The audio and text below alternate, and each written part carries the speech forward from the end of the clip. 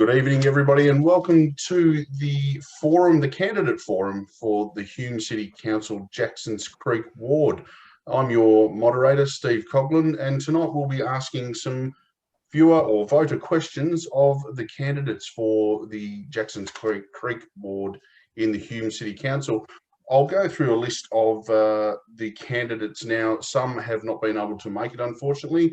I'll quickly go through the list and then I will present to you the candidates who have made it here along tonight.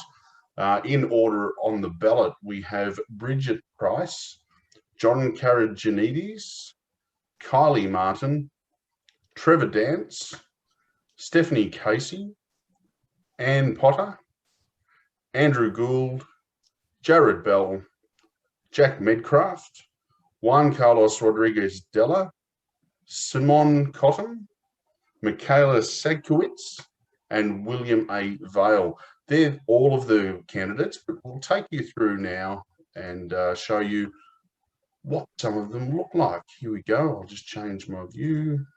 Here we go. We have Michaela. And Michaela, if you could just give a wave and hello. Anne Potter, Jared Bell, Simone Cotton, Andrew Gould, Juan Carlos, and Jack. Everyone knows Jack. Jack. Thanks. He's the one hiding behind the mustache. So tonight we're going to have a series of questions.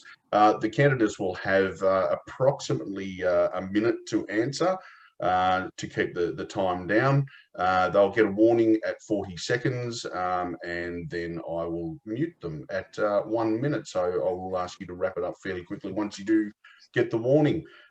We will, however, start off with an introduction where all of the candidates will be able to say their piece as to why they think you should be voting for them. And I'll give a little bit of leeway on that, the minute to a minute and a half. So going with our order of ballots, the first on the ballot that is present tonight is Anne Potter. So Anne, if you're ready, please take away your introduction. Right, thanks very much, Steve, and thanks for putting this together. I will probably dob myself in, it was my idea, but I think it was it's a great forum, so thank you, and welcome to everybody, my fellow candidates. Now more than ever, it's important that we have experienced hands on deck to guide the strategic direction of this council. Our community is going to be in recovery mode for the foreseeable future, and now is not the time to shake things up. We are a good council. We've worked as a team to deliver over $90 million in capital works in this ward over the last 4 years, and will deliver a lot more into the future, which will also mean delivering local jobs for local people. As many in our community are or were employed by either the airlines or associated industries, given that there's 20,000 people working in Melbourne Airport, they are hurting and they need our help. Excuse me. Due to prudent financial management, we've been able to provide rate relief, business stimulus packages, numerous grants to individuals, community groups and sporting groups. We've always put money away for the rainy day. We usually have that call in by superannuation funds, but we didn't quite envisage the COVID thunderstorm, but we've been able to be agile in providing assistance where needed. But there's other things that we need to do, and there's things, that we've got ideas with solar rebates, green waste disposal, all-weather athletic straps, and of course continuing to oppose the proposed PFAS facility at Bulla, something that we've already done a lot of work on already by objecting to the Minister for Planning. So whether it's building a world-class facility such as a new Sunbury Global Learning Centre, which we hope to get back into use soon, or renovating outdated facilities such as Gunawarra Neighbourhood House, we're in a really good financial position to fund these programs, and they will employ local people, which will be the main thing we need to do importantly going forward. Thank you. Thank you very much, Anne, and that was almost smack bang on a minute and a half, so that sets the tone for the rest of the candidates. Don't feel like you need to use it, but you've got a minute and a half to have your say. So next on the list in order of ballot is Andrew Goff. So Andrew, please take it away. Hi all, I'm Andrew. So the reason I'm running is I believe that Hume deserves better. We in Jacksons Creek Ward can do better. There are so many things that I've seen in our community that we can improve on. and we need some better things. There's issues that are important to me, like seeing more bins around the place, more lighting, footpaths that don't just stop randomly. We need better business support. We need some stronger voices to advocate for projects that we so sorely need, like the Bulla bypass, or to stop this toxic soil from coming to Sunbury/Bulla. There's these sorts of things where we just don't seem to get what we need. And so I really do believe that I could be a stronger voice in what we've been seeing, and I could work really, really well with other councillors. That's my piece. Thank you. Thank you very much, Andrew. And we'll now move on to next on the list, Jared Bell. Thanks, Stephen. Thank you so much for getting this session together. It's awesome and great to see everyone on here tonight. Our community is a special place. It's one that has made me who I am today. It's also instilled in me a responsibility that we all have to give back, to contribute and to participate now in our community, in our society. Now, that's why I've dedicated my life to the service of our community. I know 2020 has been a hard year for a lot of us. And that's why my campaign has been all about those little things that can make life just that little bit easier. Whether that be a rates freeze for those who need it most, creating the jobs that we, in and for our community, that we so desperately need by bringing forward infrastructure investment and bringing forward investment in facilities that we, as a community, as a growing community, need. As well as, more novel ideas like tackling our war on waste and illegal dumping with, skip bins and the free skip bin idea that we've been playing with as part of your rates notices and things like that. All these little things just make life a little bit easier, and that's what we need at the moment is a whole bunch of ideas. 30 seconds there, Jared. Cheers, mate. That can bring life just a little bit easier and bring things together. Thank you to everyone who has really reached out to me and given me their support. It means a lot, and I'm really humbled by that, and I'm looking forward to tonight's questions. Fantastic. Thank you for that, Jared. Next on the list now, I would just have, will note that I have muted some people who had their things, their audio still on. So I'll just point out there that some of you are muted. I will unmute you as we go, so don't worry about needing to do it. Jack Medcraft, you take it away there, Jack. I'll just press the thing. You will need to actually press the unmute there, Jack. There we go. Thanks, Steve, and thanks everyone for coming along. And it's a pleasure to be on a panel that's not having a go at each other. So I very much thank that. But I'd say I've been on council, 10 years, and I think we've achieved a hell of a lot in the last 4 years. The council, the last 4 years, has been probably the best I've ever been on because everybody worked in conjunction with each other. We achieved some magnificent projects. And when you talk about advocacy, I have to say that I've been a very strong advocate on a number of issues. Bulla bypass, you've only got to look in the paper, go back years. I've been pushing that for that many years and trying to get that sorted out. Also, the duplication of the Bulla Bridge, the toxic waste dump, well, we don't want that, and I've already been on TV to say that. I lived in West Meadows for 10 years, so I'm well aware of what's going on up there in Western Avenue, and I've spoken to people about that, and we've given them an opportunity to have a say on what happens to their area. And I think the other thing we've got to look at is what have we done? So people are saying, oh, we're not doing anything. Well, let me tell you, Yeragun Way is now being signed off by the Minister. There's going to be a third crossing in Sunbury. We didn't have any parking. That's a big issue. We have got parking coming. There's a tiered car park. It's been signed off, will be completed. It's going to be starting next year. 30 seconds there, Jack. Skate park was built. We've got a new pavilion. We've got new pavilions at the tennis club. Road upgrades. We've done Elizabeth Drive. We've also got the aquatic warm water pool. So we've done a lot, and the GLC, well, that's a youth central, it's a multi-purpose building. It was built with money that was, well, it was going to be allocated elsewhere, but we kept it here. We worked hard, we advocated for it, and we pushed it, and we got it built. And the one thing I'm looking at is the Ashes Museum, hopefully in the future that we can set Sunbury up as the mecca of cricket. So all right, that's your minute and a half there. Thank you very much, Jack.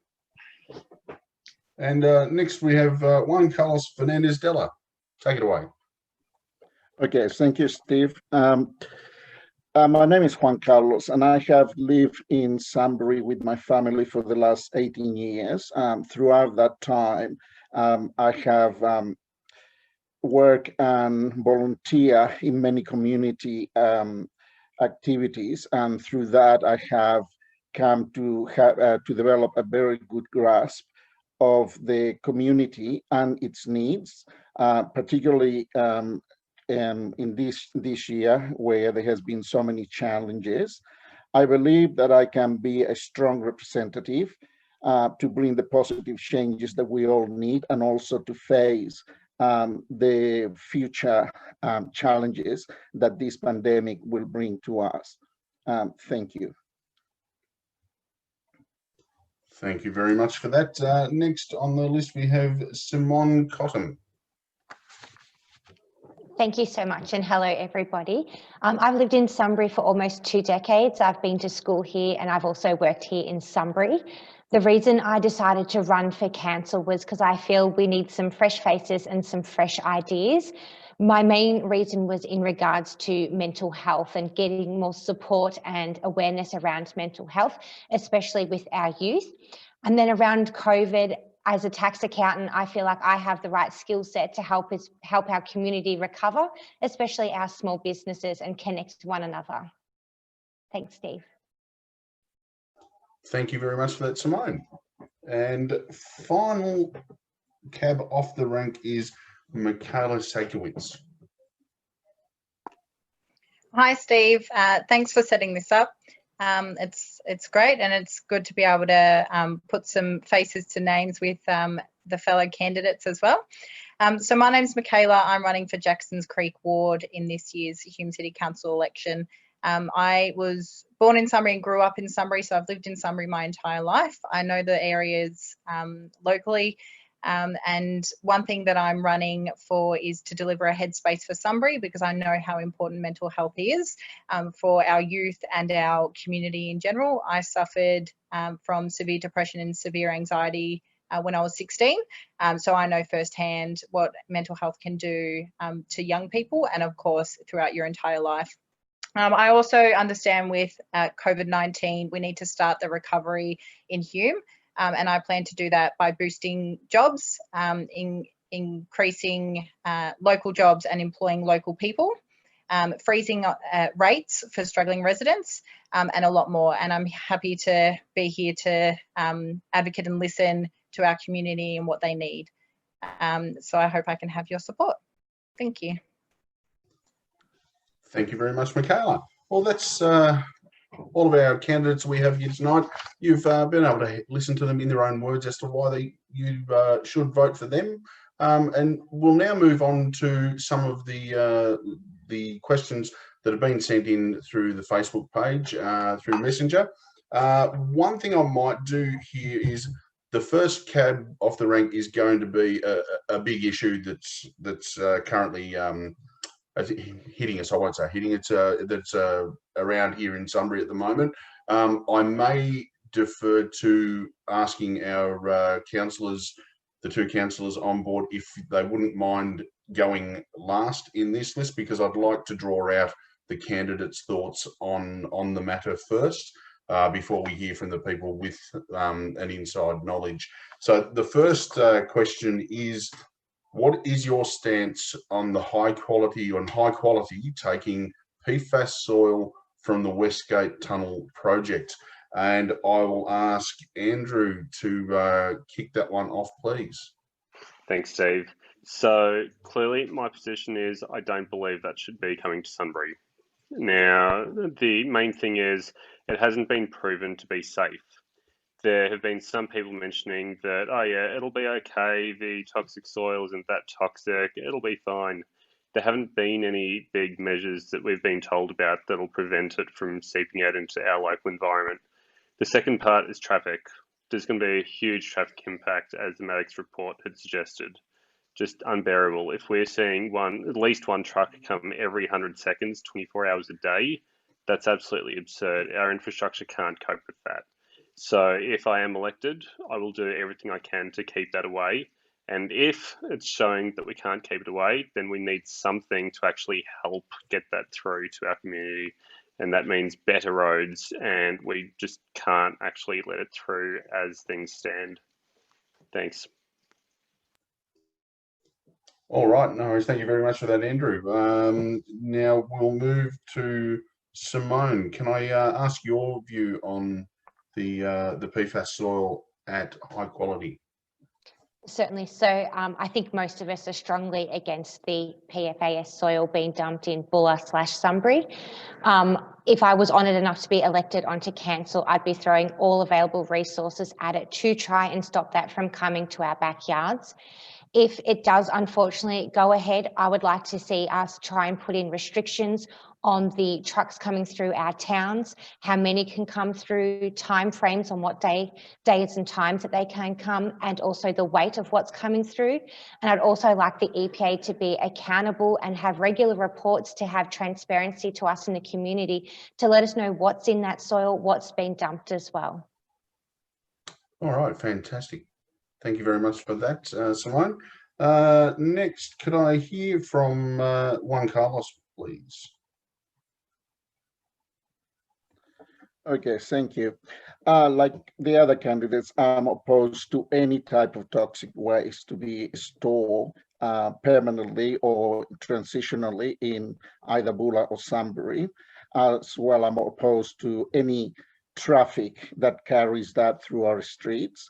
Now, while saying that, I also have heard that I've been told that that is not going to happen in Sunbury, that decision has been moved to, it's now going to be transported to Bacchus Marsh. So I'm in the process of checking those sources and see whether it's correct or not. But if the minister decides to authorize the dumping into Bulla Sunbury area, then like Simone said, we need to make sure that there is enough regulations there to make sure the traffic is acceptable. 20 seconds to go. The quantities that are taken there are reasonable and safe. Okay, thank you very much. Jared, what are your thoughts? I'm off mute. There we go. I feel like we're on somewhat of a, by and large, unity ticket here today. Look, for me, I hold very similar concerns to most other members of our community.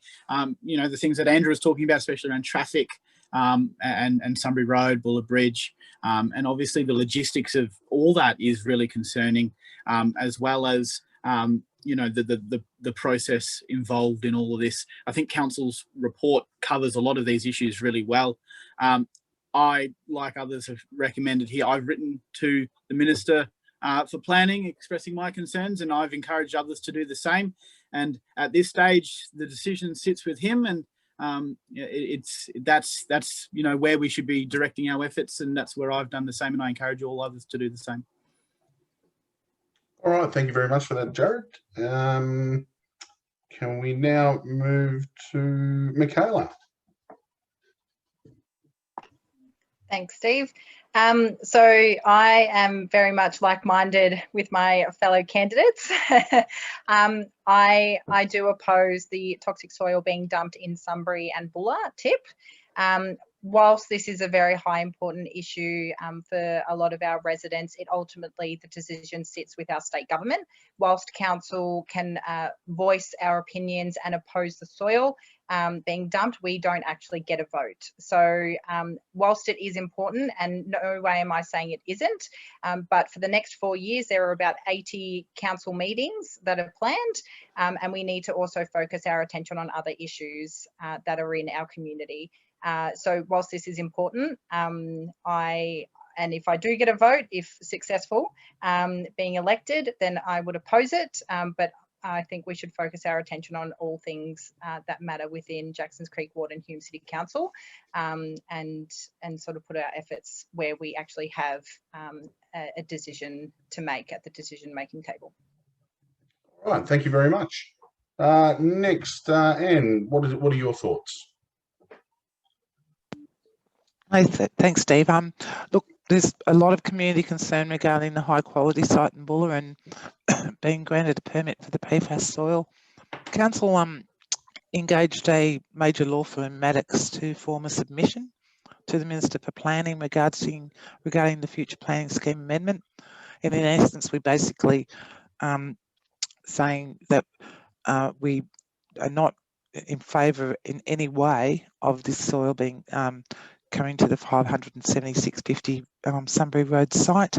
It's an 80-page submission drawn up by very eminent and experienced planning lawyers, and it makes interesting bedtime reading. And if anyone would like a copy of it, I can easily provide a link to you. Thank you. All right, thank you very much, Anne. I think I'll pass on that offer. And finally, Jack. Yeah, thanks, Steve. And I think Anne's covered a good part of that there. I think what we need to take into account is that this high quality has been operating for 3 years or more, taking soil. So it's not like it's going to happen tomorrow. It's been ongoing. There's been soil going in there. So what we need to do is we need to get the true picture. And unfortunately, the Minister's Office refuses to answer our questions. People have said that Council's doing nothing about it and sitting on its hands. Well, I totally reject that. And I've been the most vocal critic of the government and the Minister because of his pathetic handling of this position. He refused to let us know what was happening. He refused to follow up questions we put to him, and he refused to follow up what we wanted as a guideline. So the council has done everything possible it can. So people can say, oh, we do nothing, but we certainly have been onto it. What I would say, the traffic, that has been a nightmare, and I've been on for about 10 years about Buller Bridge and traffic on that road. Nothing's happened there. We're certainly trying to get that done. About 10 seconds left there, Jack. The Buller bypass is resurrected. I think what we need to do here, EPA needs to do monthly records of what they're taking. And the other thing I would say is that the traffic, if they're going to use it, it should be night time. All right. Perfectly timed. Thank you very much. I think we're pretty much across the board, all on the same page. A matter of, if it's going to happen, there needs to be restrictions, but ultimately, in the best interest, it probably shouldn't happen. I hope I'm not paraphrasing incorrectly there. The next thing we'll do, this one will probably be a short, sharp response from each of you. But I will decide we had quite a number of questions all asking the same thing. So I've formed an amalgam of their questions, and I'll put it to you in a succinct way. What affiliations with political parties do you have or have you had in the past? I hope you don't mind, but we'll just run straight down the list as we did with the introductions. So Anne, I'll get you to answer that. I'll just repeat that question again. What affiliation with political parties do you have or have you had in the past? Thanks, Steve. And I'm quite open in saying that I'm actually a life member of the Labor Party. And I think when a lot of people mention political parties are being nasty beans on councils, I think you need to look at the Labor values statement, is what I'm a part of, and it's about achieving social justice, fairness and equality, and supporting people. We're a party that's against any sort of discrimination, including sexism, racism, homophobia, and we celebrate diversity. So if I was going to say why am I a member of a political party, they would be my value set. Fantastic. Thank you very much for that, Anne. Next, Andrew.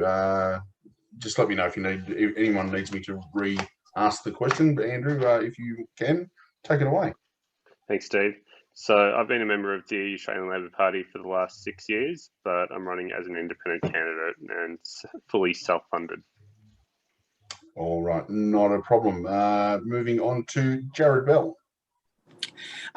Same. I'm a proud member of the ALP here in Sunbury.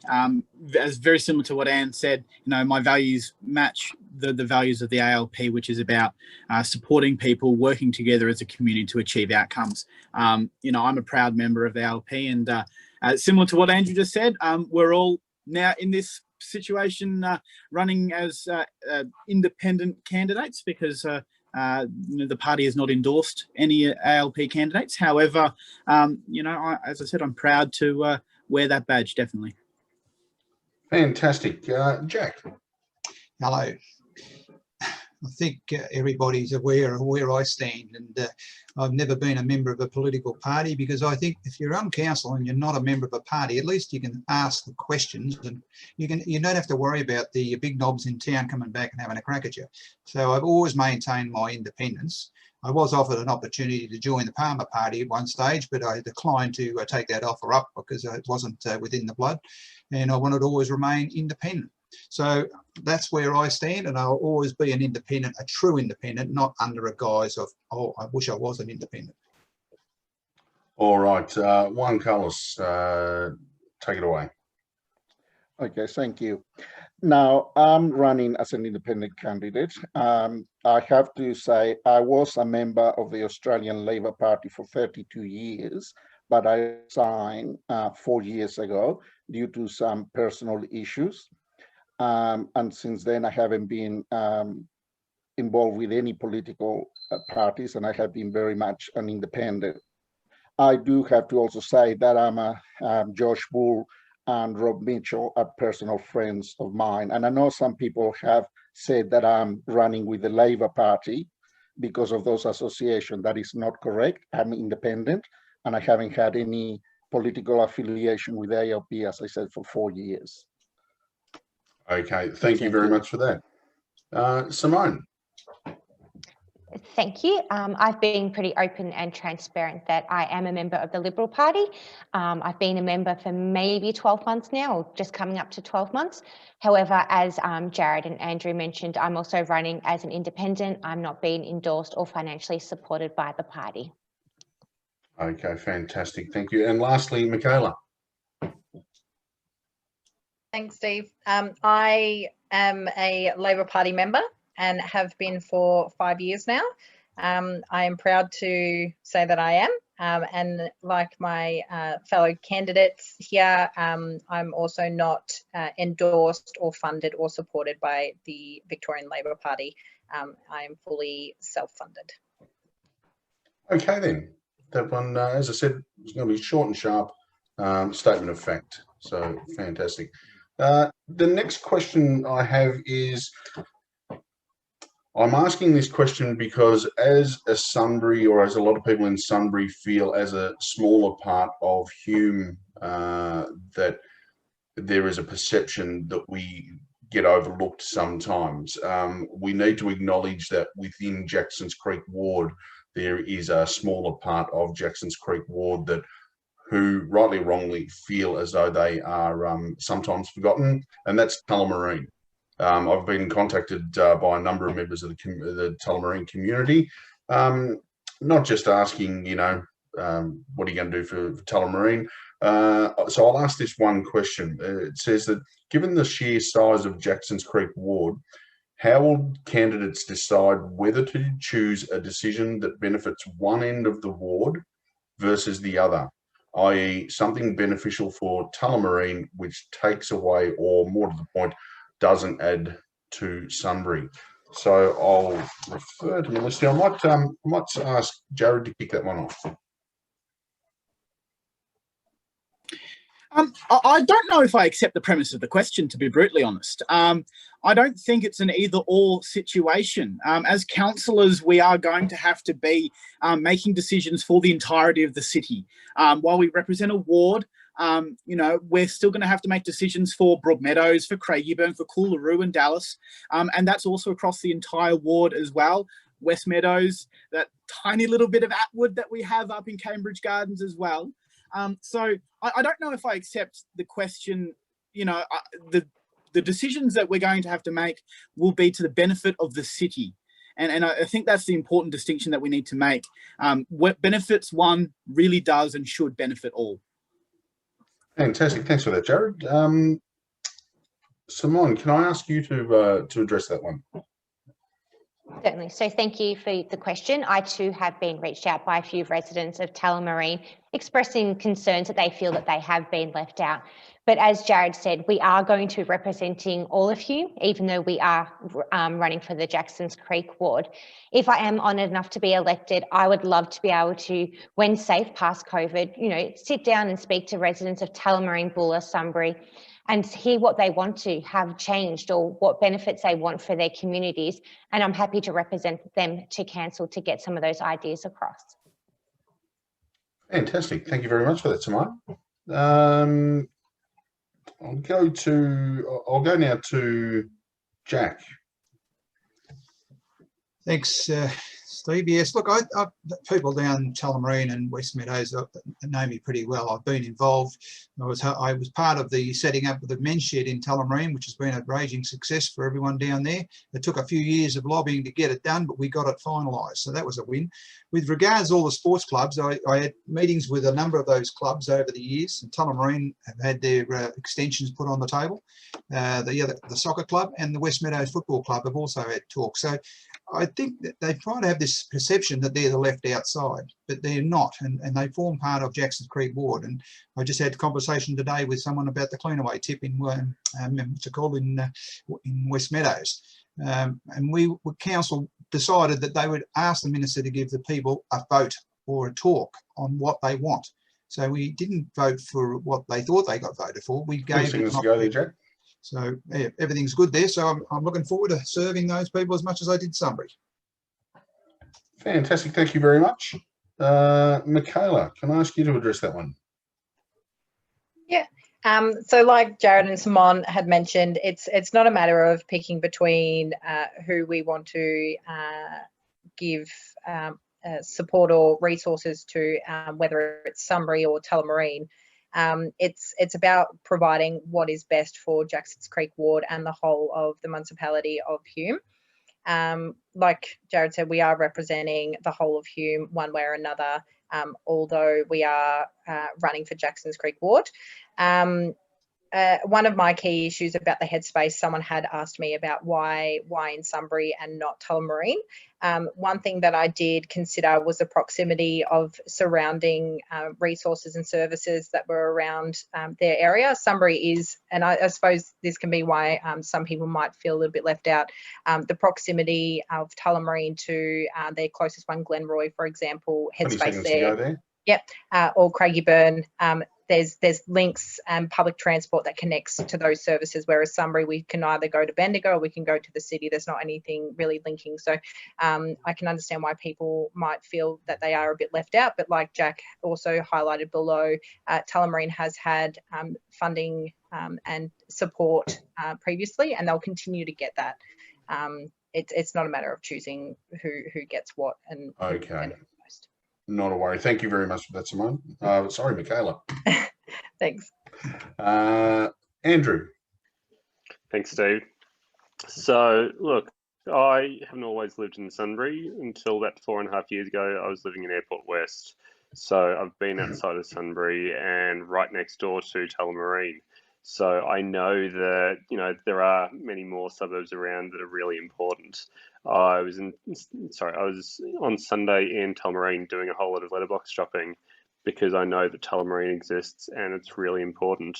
So look, as other candidates have mentioned, I don't believe there should be any scenarios where Tullamarine has to get something that means that Sunbury really loses out. We can achieve equality there, and we absolutely should try our best to get that equality. Thank you.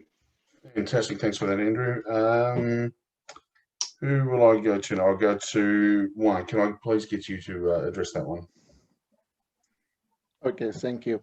Like all my fellow candidates, I agree. We represent the whole of Hume and particularly the Jacksons Creek, and we have to make sure that we are doing what is best for the entire municipality. But at the same time, to achieve an equitable resolution for all those affected by any decisions by the council, we need to make sure that we are consulting those people that are going to be affected. Now, one of the things that I have learned with this pandemic is that you don't need to be face-to-face discussing with people like some of my fellow candidates like Jared or some people like Hume City Council. They have organized wonderful Zoom meetings to discuss individual issues. And I think that's what we need to do. And doing that, we will achieve the best outcome for the community. Fantastic. Thank you very much. And finally, Anne. Great, thank you. I don't want to sound like a broken record, but it's when you're part of a council like Hume City Council, we actually do govern for the entire city, and when we allocate our capital works budgets, in most respects they're actually allocated on an as needs basis. So does something need to be renewed? Does something need to be constructed? And you can look at Jack brought up the perfect thing, the Tullamarine Men's Shed, and that tree that we had to, it caused us so much grief. But the tree, we finally dealt with the tree and we got the shed built. And so, there's other things like Willowbrook Reserve with the West Meadows Football Club. There's issues in Ardley Street with planning, which are bordering our ward, but still something that we have an issue with. There's the Western Avenue planning scheme amendment, which we've actually asked to be exhibited so we actually can get community feedback on the amendment prior to any decision being made. And as councillors, we are 20 seconds to go. Thank you. As councillors and candidates, just a little bit of a lesson. Whatever you do, to not actually give a viewpoint that you are for or against something strictly, because if you are elected and it does come to the chamber, you will be prohibited in actually having a vote in that. And I'll just point out there's a case called Winky Pop in 2007 with Hobsons Bay Council, just so anyone knows that it's all very well saying, I don't want that development to happen. The minute you say that, you are going to be precluded in not being able to vote in the chamber. Fantastic. I'll let you go a little bit longer there, Anne, because it's a very, very pertinent point and a learning point for all of the candidates. Thank you. To keep your own personal view to the side, which can be very difficult from time to time. Okay, so I'll move on to a topic now that comes right back into the council wheelhouse of one of those 3 R's that council looks after, but with a little bit of a twist. So I've had a question saying that we're moving into what could very well be a bit of a nasty fire season because we've had a lot of rain, and we're moving into the warmer months, and that will dry out with all of that fire fuel. We've also got a situation that due to COVID, and correct me if I'm wrong, somebody, that the tip has been closed. The Sunbury tip has been closed for quite a number of months, or only accepting green waste. So I'll just continue. I was thinking that Anne's can. I might even go to Anne first with this one. This is just addressing the question. Will candidates, or will you commit to extending the use of this year's tip pass for those people who haven't been able to do so? So, Anne, did you want to address that and correct any issues with that? It's just probably a technicality. The Riddle Road landfill has not been closed. It's been open to commercial operators, and from the 28th of September was open to residents to use for green waste only. And these are not council rules. We get a spreadsheet from DHHS that says you can do this, you can do that, you can do that, and that's what their thing was. Residents can use green waste at the present point in time. We're in caretaker mode. So as a council, we actually can't make that sort of decision, but our officers are very aware that people do want to have we'll move on to the bit that says you've highlighted that. So thank you very much. I'll now move to the second part of that, which was because people haven't had an opportunity to utilise their tip passes. Yep. Will you push council to maybe extend the validity of those? They've already been extended to the end of October, and I think that there's no reason why they couldn't be extended any further. But as I said, being in caretaker mode, it actually will be a decision made by the organisation it actually wasn't a decision made by councillors to extend it. It was a decision made by the organisation itself, and I can't see why they wouldn't do that. Okay, fantastic. Sorry to have cut you off there, but you corrected my incorrect information, and so I thought I wanted to get you to use your time answering something that you could have an effect over. Thank you. No worries. Jack, I'll get you to have a chat there. Thanks for that, and I'm glad I straightened that out. People tend to not look at the Facebook pages correctly. The Hume website's up there for people to see what they can and can't do. And if you rock up at the tip and think you can do something and you can't, then you can't come back and say, oh, why wasn't I told? So we've tried to be as transparent as we can with that. And people, we don't make the decision, as Anne said. It's a directive to us. We have to obey the law. So we had no choice but to follow the law. I think if comes to pass, if they need an extension, I'm sure the council will look at it, because they've been very flexible with a lot of other issues that have been affected by this pandemic. And they've been more than generous with rates, etc. There's no outstanding interest in anything. So I think we're on the right track there. So I think it should just about cover it. Fantastic. Thank you very much. Simone, will you be pushing for that to be extended? Thank you, Steve. Yes, I'm probably just going to echo what Anne and Jack said, that, you know, it is a decision from the organisations, but if it came down to council to make a decision, I would definitely be in favour to extend the tipped passes on our rates. And if I was lucky enough to be in council, I'd also like to see if we can come up with some other ways to try and reduce the amount of rubbish that is either dumped illegally, and other ways of recycling and getting rid of anyone else's rubbish. Thank you. Fantastic. And Simone, I think you've just done for me what I was about to do. We might then draw that open to a wider issue of if anybody has anything that they're running on with their campaign to do with rubbish or recycling. Jack and Anne, if you wanted to speak again on those issues, I'll give you the opportunity, and then I'll move back on to the other. So, Anne, if you want to say anything there on the wider rubbish recycling issue. Yeah, thanks, Steve. Look, from Monday this week, we've actually adopted what's called FOGO, which is food organic waste, so that now in your green bin that you have, not only branches, grass or whatever, you can actually put all sorts of food matters, now scrapes off your plates, meat, vegetables, whatever you have for dinner and haven't used, don't throw it in a bin, it can go into your organics bin. And I'll also be advocating that green waste actually goes to landfill, and there's no charge for that, because it gets mulched, it gets reused. So I just don't see the sense in charging for that. But yeah, I think the FOGO thing is, and unfortunately we've had some issues with getting these FOGO containers, and they're about so big that you can actually put on your kitchen bench. About 20 seconds there, Anne. Sorry, but due to issues with COVID and imports and not being able to locate locally, they'll be delayed, but they'll be issued out in February. Fantastic. And Jack, did you have anything you want to add?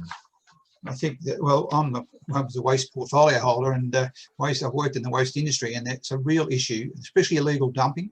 Now, it's going to be a strange thing to raise, but there has been an application put into council for a waste to energy plant in Craigieburn, and I think if you're looking at the future, technology has to change, because our landfills won't last much more. I think the Sunbury one will last probably 15 years max.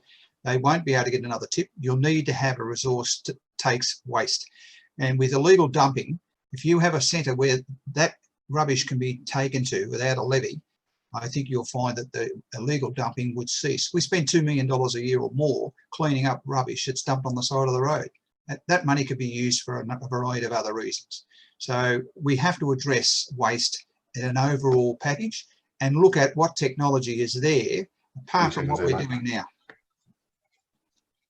Okay, no worries. Thank you very much. We'll move to Michaela. Do you want to speak on the waste portfolio side of things? Yep, thanks. So I would definitely support an extension to the landfill waste on the rates notice for this year. There's no objection to that on my end. And I definitely agree that we need to find a solution for illegal dumping and more resources into recycling. We are moving that way forward in Australia, finding better ways to recycle and lower our landfill. So I think we could do the same in Hume and find smarter and better ways and easy and more accessible ways for our community to be able to get rid of their rubbish, recycle and hard rubbish. Driving to the tip isn't always as easy. In my case, I don't even have a tow ball on my car, so that's not an option for me. So we definitely need to find better ways for our community to be able to dispose of their recyclables and rubbish. Fantastic. Thank you very much. Andrew, what are your thoughts? Thanks, Steve. As everyone else has said, yes, it's a good idea to extend the passes. I'm absolutely in favour of that. What I would like to see too is to make these, I guess, tip passes and whatnot and hard rubbish collections more easily accessible to renters, because I know there's a lot of people who, you know, they'll move out of their short-term rental or long-term and they'll just dump things like mattresses on the side of the road because it was too hard to organise something. And that ends up as something that really adds to all the illegal dumping. If we can make it easier to just avoid that, have real estate agents kind of pushing for these sorts of hard rubbish collections on behalf of their, you know, tenants, great. So I'd like to see more of these sorts of things happening, more active patrols looking for dumped rubbish as well, just because no one wants to see this dumped by the side of the road. So putting all these sorts of things together, I think it'd be really good to see. So I'm going to break with my rules. I'm going to allow a very, very brief interjection. There are no hands. I'm sorry. I'd just like to correct a misconception that rental properties are not available to hard rubbish. They actually are. All they need to do is call the council and give them their address and proof of their driver's license, electricity bill or something like that. So it's not a great deal. It's similar to what you have to do as a resident. Yeah. Maybe that's something that could be communicated. I'm not too sure. Andrew, is that something you? And sorry if I can just say that we have, and Jack will attest to this. I think I've brought up in the chamber 4 or 5 times, trying to get real estate agents to do this, but we're relying on them to do something that they just don't seem to find value in. I'm glad we can agree that it's something that needs to improve. Definitely. Fantastic. No worries. Jared, I know you'll have a view on this. So in terms of the extension, wholeheartedly, I think flexibility in COVID it's got to be the name of the game in everything that we're dealing with.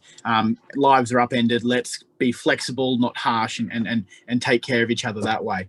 As Michaela just mentioned before, in terms of access to using our tip passes, there's so many people who don't have access to a trailer or don't have a car that can tow. All these sorts of things make those those tip passes practically useless. The hard rubbish collection is a really useful tool, but it doesn't meet all the needs sometimes, and that's why I'm really excited to talk about the skip bin policy I've introduced and I'm advocating for. It's about giving people options. It's about giving people another branch, another opportunity to do the right thing and to get their rubbish not dumped on the side of the road in some industrial park or something like that, but get it to somewhere that's responsible and do it safely and legally. In terms of a broader, to go there. Cheers, my friend. In terms of the broader recycling waste and massive issues, we've all seen that over the past 12 months. I really want to see us, as we move towards a circular economy, to a zero waste environment. We're going to have to get there. Nothing is, none of these resources are unending. So we have to be smart about how we use our waste. Thanks, mate. Thank you very much. Well timed. And lastly, on that topic, Juan. Thank you. Yep, like everyone else, I do support the extension of the tip trips. That's not a problem. Yes, we need to deal with the illegal dumping because that's a big issue, and it's affecting not only the environment, but also our recycling attempts. But with the recycling, we also have to be smart how we recycle and what industry we do use to recycle, because we don't recycle everything that we collect. I mean, we are wasting a lot of the recycle items. In Europe, for instance, in the Scandinavian countries, up to 90% of the recycling is used, for roads. Instead of use asphalt, they use plastic for roads and things like that. So we need to be smarter with recycling. All right. Thank you very much. I'm going to move now on to something that isn't always come out as at the forefront of what people think that council do, but I do know that Hume have, and other councils do have, policies along this line. So I'll read out a question that was received from Natalie Harrison, who you may know. Tourism. What would you do to create more tourism for our area? We have a lot of history which is slowly disappearing or out of bounds. The new GLC is great, however, it doesn't show enough of our history or in particular Aboriginal history. It would be good to have a history walking trail, or see if ruins or other significant buildings could be allowed access for tourism or schools to learn. What are your views on this and in tourism in general? Michaela, can I get you to start off on that one? Yeah. Well, just disappeared yeah, you guys can still see and hear me. We can, absolutely. Wonderful. So I think Sunbury has a lot of rich and beautiful history, and some of our surrounding areas are quite beautiful, especially our walking trails. And some of our heritage listed buildings as well. I would love to see some of our heritage listed buildings fixed and be able to show their appearance a lot more. But what I'd like to see is I would like to see more art, local art around, and in the GLC that would be really nice on the walls as well, and even some art exhibitions. And it would be great to be able to see that. I'd also like to see a Remembrance Avenue with the trees, like we see in Bacchus Marsh. That'd be nice to see around Sunbury as well, maybe on Vineyard Road. But yeah. All right, thank you very much. Simone, what are your thoughts? Thank you, Steve. So I would also love to get tourism back in Sunbury once we are out of COVID and it's safe to do so. I've spoken to a few residents, would love to see Living Legends get a bit of a revamp, and I understand that their parts of their roof are broken, so get that fixed. That brings a lot of people to the community as well. I too would also like to see up at Jackson's Hill, the Boiler House. I know that there's plans for that to be established to be an art centre for performing arts. I'd love to see that. As a dancer, my dance concerts are always down in Darebin, and I know a lot of dance concerts are down there, so it'd be great if we could have something within Sunbury or even in Tullamarine, so we're bringing tourism back to our community, and then also to help the hospitality industry as well, to get people back through their doors and all our other small businesses. Okay, fantastic. Thanks for that, Simone. Juan, what are your thoughts? Yes, I would like to see more people coming into into Sunbury. That will help with the economy and all of that. Like Michaela and Simone, art is a very important part in Sunbury, and I think that has to be exploited to attract other people from other areas. Now, with the Jackson Hill development, Jared and myself are part of the committee that is looking at the redevelopment of the 4 buildings that have been allocated to Hume. And that's one of the things that we're going to be trying to look into, how to redevelop that and make it attractive to the community and bring the community there. When the state government develop the other area of Jackson's Hill, that will give us a potential to bring people there. I mean, one thing that I thought ghost tours, they're very popular in the city and they attract a lot of people. We have lots of stories of ghosts in that area. I mean, we could do something like that. That will be helpful. No worries. Thank you very much for that, Juan. And Jack, tourism.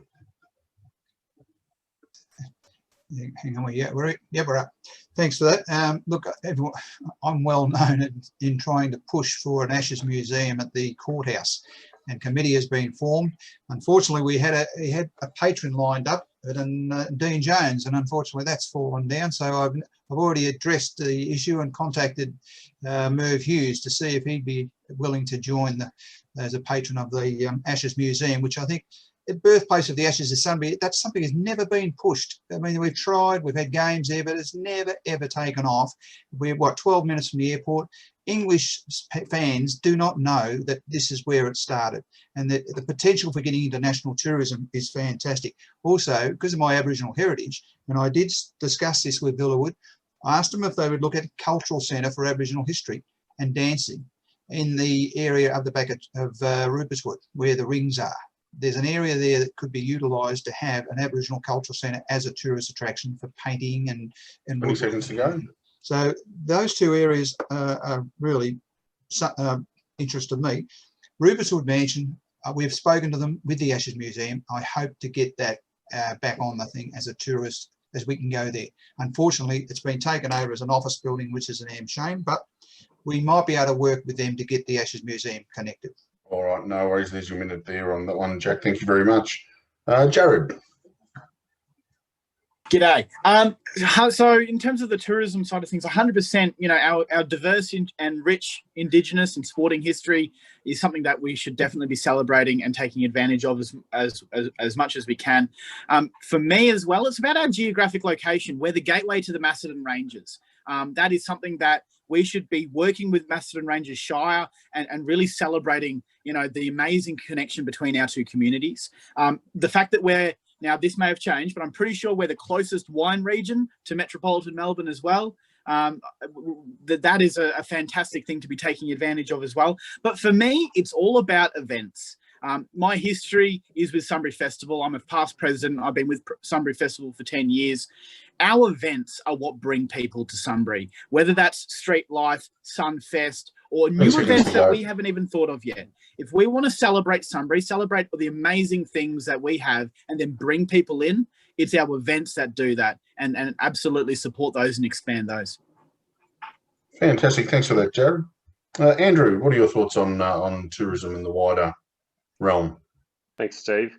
Yeah, look, I'd like to see things like the Jackson's Hill VU site completed and, you know, really refurbished so we can see some great things going on there, seeing things like the boiler house actually cleaned up and restored, as well as getting some of those other buildings around there getting used for things like hospitality if we can.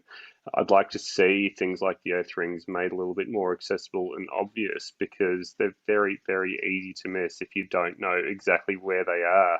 I'd like to see, you know, some more things like a very well-known website for Sunbury that we can go to find out where all these local highlights are, because even as a local, I don't know where all the good spots are. I've got some ideas of where some good things are, but okay, the in-laws are over. I don't know where to take them. So there's things like this where, yeah, what can I even do? Look, I'd like to really promote these things. So if we can find better ways of driving people to different hotspots, and again, even with, you know, tours, that'd be a really good thing to see. All right, fantastic. Thank you very much. And finally, Anne, on the topic of tourism. Thank you. And some really good ideas here, absolutely. I don't know how many of us, there's probably 3 of us or 4 of us may remember the old sip and sup on a last Sunday in August, I think it was, when we had, when we did have quite a few more wineries in operation than we do now. But I think that we could combine something that used to happen at the Royal Melbourne Show. There used to be sort of a yellow brick road sort of trail, and if we can then possibly combine that with something like Sunbury Streetscape that happens in November, I think that would be a really good idea. Excuse me. Yeah, our art exhibitions at the GLC, they're already in train. Yeah, I think we also, I'd like to see a way that we could build on the pop festival. You know, the Queen mural on the land on Sunbury Road is fantastic, and I'd like to see a way that we can try and build on that into the future. But there's so many things. Being so close to the airport, if people have got to couple of our layover. Let's try and use that to our advantage and bring them out here. All righty. There's your minute. Thank you very much for that, Anne. As you said, quite a lot of great ideas that just popped up, and it'll be interesting to see what a local think tank would be able to come up with in that respect.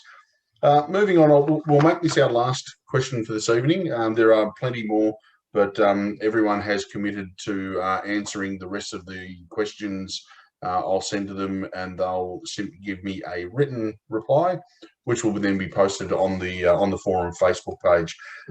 So the last question is I suppose, a long slog question, and the question is, I'd like to hear how the candidates demonstrate how they will work cooperatively and collaboratively to get the best outcomes for Hume and the community. So I'm going to jump to, I'll go to Jared first on that one. I think tonight has been an absolute masterclass on exactly this. I think with council, how do I put this? A councillor alone, a decision doesn't make. Absolutely, it is about a collaborative effort, everyone working together. I think if you're not willing to work as a team and to take part and to hear ideas in good faith and work with others, then you'll put your hand up for the wrong gig, to be brutally honest. This is about working together with people who may not agree with you all the time. You know, where do I get that learnings from? Where do I get that experience from? It's funny, in my volunteering with the SES, we talk about a crew is the minimum size of a group of people who can help. So it's not a single SES volunteer, it's always a crew. And you learn to work in a team, you learn to work in under high pressure to get the job done. So how will I make sure that it's the only option, basically? We don't have a choice. You're going to have to work together or else you're in the wrong game. Fantastic. Thank you very much for that, Jared. And the rest of you, I think Jared got his views out there. If you want to riff on that, this topic with a slightly different slant, feel free to do so. So Andrew, what are your thoughts on whether or not a collaborative move, or whether or not you would push forward for your belief or the collaborative view? Sure. Thanks, Steve. Look, one of my favourite things to do is try and persuade people to share the same views as me. I'm not always successful, but it's a whole lot of fun. And look, a lot of the time I will be successful, and unfortunately it does mean that people get sick of hearing my voice, but you know, that's part of the job, I guess, where you want to keep trying to persuade people to go for what you want to do, and that means making a great case. And look, we're not always going to agree, and that's okay.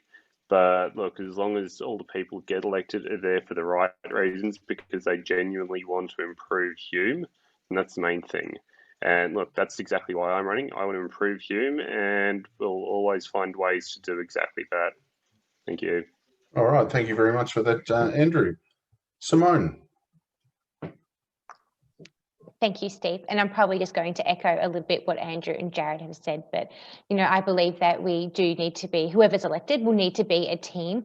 You know, I'm always willing to listen to people's ideas and then make a judgment call based on the feedback from the community and what I think will be best for the community. There will be times where we disagree, but I would never make it personal or anything. I'd be like, okay, I just don't agree because I think whatever it is that I may think in that time. And, you know, I think whoever's elected, it's important that they do get along and just listen to one another, and then do make the decisions with the community in mind, not because of what political party they belong to or any other personal reasons, just to disagree for the sake of disagreeing.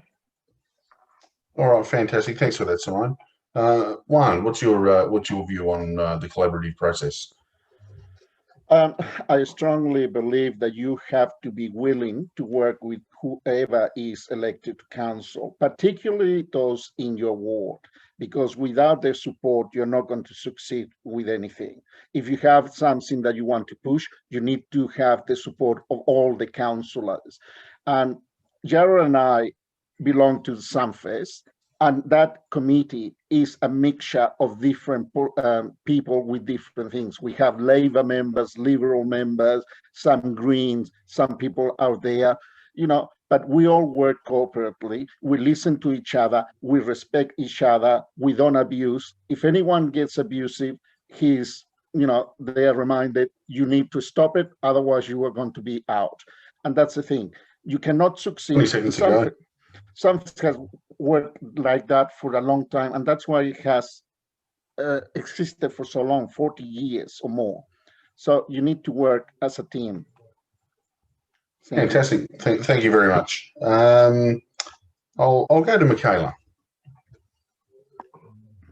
Yeah, so I think as being, if you're an elected official, especially in a multi-member ward or a council where there's multi-members, you do need to work together. And I think the diversity in beliefs and values is what can make great policies and great outcomes for our community. If we all thought the same way, you wouldn't really see much difference between councils, and we'd all probably look the same and say the same things as well. So I think the diversity is great, and you do have to be willing to work with your colleagues. Obviously, you don't need to have the same views. I'm sure your friends and family, you would have a general conversation, you'd have different views as well. So if you can't cooperate with your family and friends, you don't belong in council. That's no offense to anyone, but it's the truth. You need to be willing to work with your colleagues in council, not to mention your state members of parliament and your federal members of parliament. 15 seconds to go there. And and also other stakeholders. It doesn't need to be political. It's a matter of keeping that engagement and that relationship there. So it's not just about politics and policies. It's about giving our community what they want, what they need, and those resources. Fantastic. Thank you very much. I'll go to Jack, who's had some experience in working together on council. Well, I think people have only got to look at the last 4 years and see what we achieved. And as I say, you get more bees with honey than you do with vinegar. And I think what we achieved in the last 4 years with some of the projects that we've delivered just speaks for itself. And I've always been an outspoken individual, and sometimes rubbed people up the wrong way. But I think in the overall picture, I've got the respect of my colleagues that were on council. I've also state members. I can at least talk to them, and they're not scared of me anymore. So that's a pleasing thought. But I'm always been an advocate for the Sunbury or for Jackson's Creek ward people. I've always been out there, and that goes back to my 35 years as a crime victim advocate. So I've always spoken for people that need someone to talk for them. And that's why I'm back again, because I think I can provide people 20 seconds to go. with a voice that doesn't have fear or favour. I'm not prepared to bow to anybody other than get the good results. And I've been very happy to be the last deputy mayor for the last 12 months and be on this 4-year council. Been fantastic. All right, thanks for that, Jack. And last question, the last say wouldn't be right without Anne. Thanks, Steve. There's a saying that's probably used a bit too much, but it's so true that there's no I in team. And we, as a council, over the last 4 years have worked collaboratively. We haven't always agreed on things. We've had some very robust arguments, but they've always actually been respectful. And we do value that there are different points of view. But it's about doing it respectfully. What I don't want to see happen to this council is the work that's been done over the last 4, 8, 12 years, where we have worked collaboratively together. We've achieved an enormous amount, to be undone by someone who wants to come in either their own agenda, in either changing something radically and possibly making major staffing moves, which is actually out of your control. But I think that, unless you work as a team, you're actually not going to achieve anything. You're actually going to alienate people and nothing will be achieved. All right, no worries. There's our minute up. And that's brought us to the end of our candidates forum for Jackson's Creek ward in the city of Hume. Thank you very much to all the candidates who've joined us here tonight. I'm just going to pop everyone on the screen all at once. And so thank you very much for joining. look out for those watching. Look out on the Facebook page where there will be written answers to the other questions that we didn't get to tonight. And what I will ask all of the candidates to do right now is just unmute yourself, and we'll wave and say good night to all of the potential voters out there. So, Thank you, everyone. Good night. Thank you. everyone. Good night. Take care. Thank you. Good night. Good night.